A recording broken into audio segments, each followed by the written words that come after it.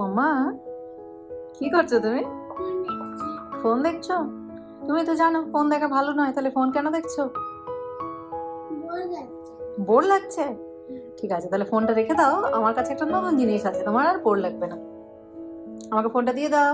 Close your eyes.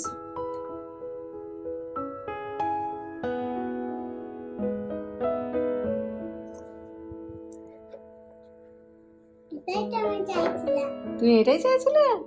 Happy তুমি? তুমি অনেকদিন ধরে ক্লে চাইছিলে না? তাই তো তোমাকে ক্লে দিলাম। তো দেখুন বন্ধুরা, এটা হচ্ছে ফান্ডো।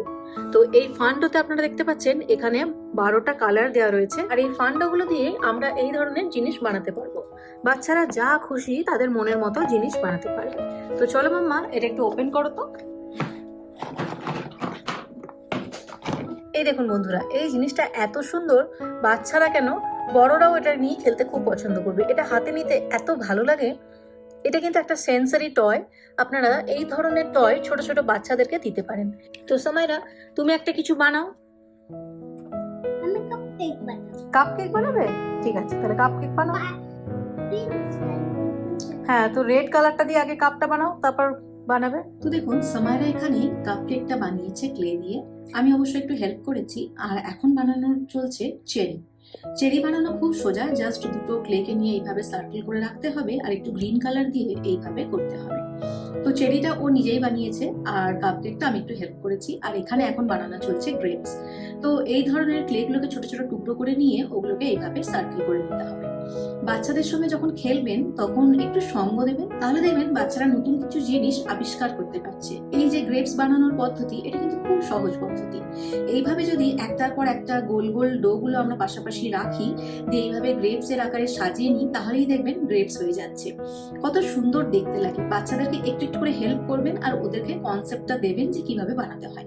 দেখুন, গ্রেপস, চেরি, কাপকেক বানিয়ে ফেলেছে, এরপর রেনবোটাও এইভাবে বানিয়েছে। এখনো আরেকটা অন্য কিছু বানাচ্ছে।